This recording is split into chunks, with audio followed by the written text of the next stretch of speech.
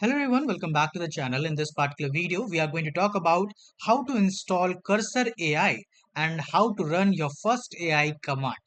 So, we are going to learn that how we can install the Cursor AI on our Windows and how we can use it. So, let's start. So, first of all, you need to come to your browser and search for Cursor AI download for Windows. Right here, you will find this Cursor download. Simply click on it. After clicking, you will land to this page, right?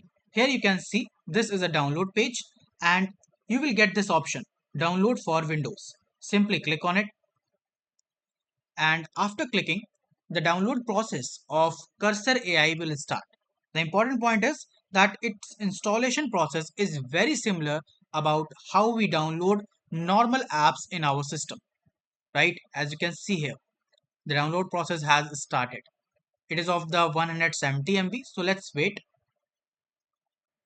So yes, you can see my setup is now downloaded. Now simply click on it and your download process will get started. Simply accept the agreement. Click on next. You can choose the location where it will get downloaded. I'll take it default. Next and then next.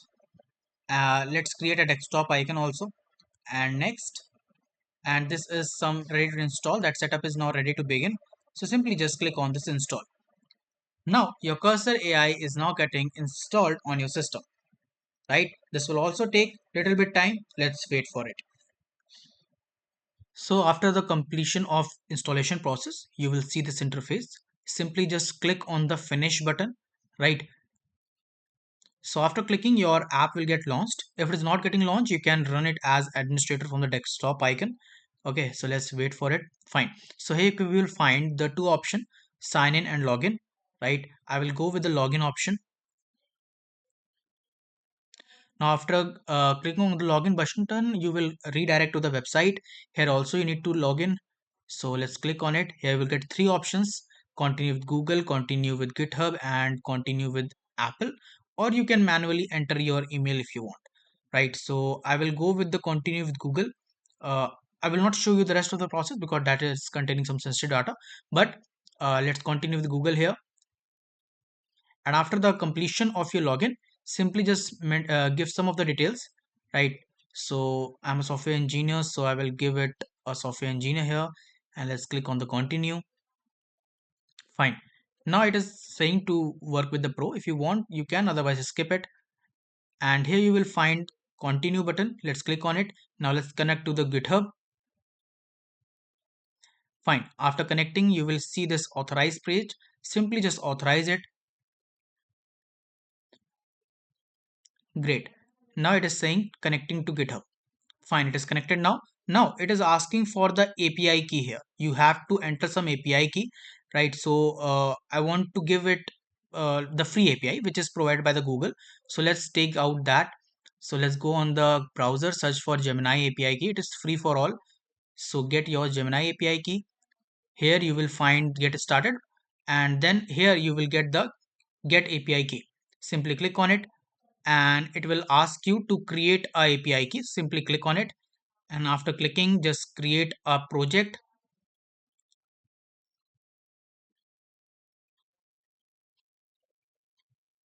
Just follow the steps that I'm doing. Fine, now create key.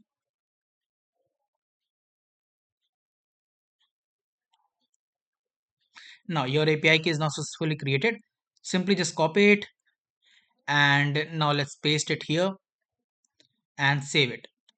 Don't try to use my API key, right? I will delete it after this video, so there is no use. After that, let's just click on this yes login.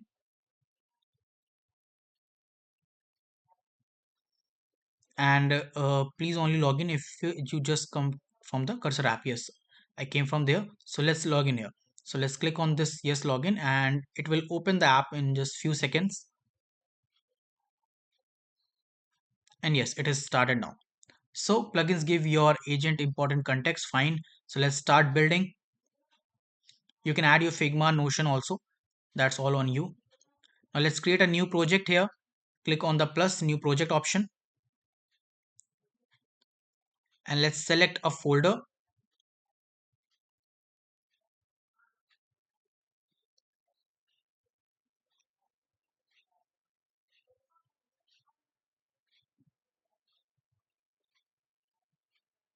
So I'll create a new folder name.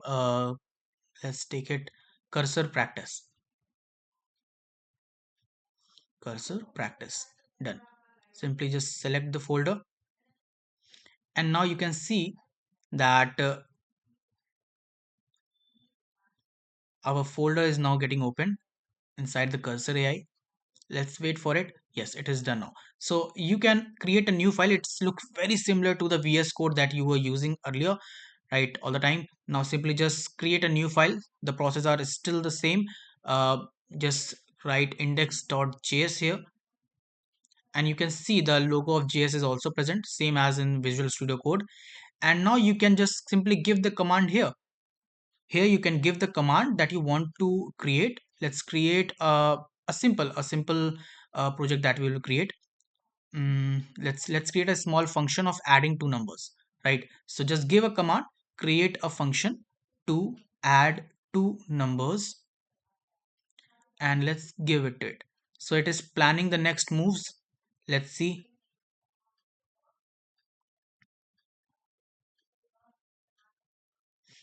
Great, great. So you can see that our function is now successfully present. So this is how it creates code for us by just writing the command in the sidebar, right? You can keep it by control plus shift plus Y, or you can manually click on it. That's it. So you can see that it has provided me the exports also. It has provided few more things. It depends that how better you give the command, right? So you can find the add function here. It is returning a plus b. That is actually the logic that we wanted. Fine. Now let's create something else. Let's create a weather app, JS logic of simple look, right? Basic command. We are not giving something like some advanced prompt, nothing, just a simple command. Let's see how it creates. So it has started the process. Now what it will do is that it will create all the files like HTML, CSS, JavaScript, all the three files, right? So it has started the work on index.html, and here you can find the index.html file is now successfully created here. If you go on it, you will find the HTML code here. Great. Yes. After that, it is working on the CSS now. So let's wait for the CSS file also.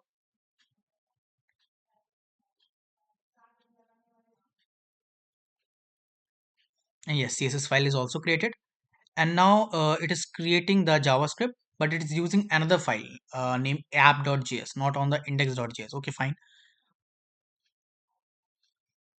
Let's wait for it. I think it is creating a lot of logic. Uh, Usually when we create a weather app, this much amount of logic is not required, but since it is working on all the edge cases, so definitely the code will be lengthy. And as you can see here, the code is really very lengthy, and that's a good thing. That's a very good thing that it has covered all the edge cases, right? And it is around 210 line of code. So this is all your code for creating a weather app. I hope you get the concept that how we use the cursor AI, how we download it, how we install it, and after that how we give command and work with it. So explore it as much as you can. It will be very helpful for you if you are a developer or a coder, right? So thank you so much for watching. This is all about today's video. Goodbye.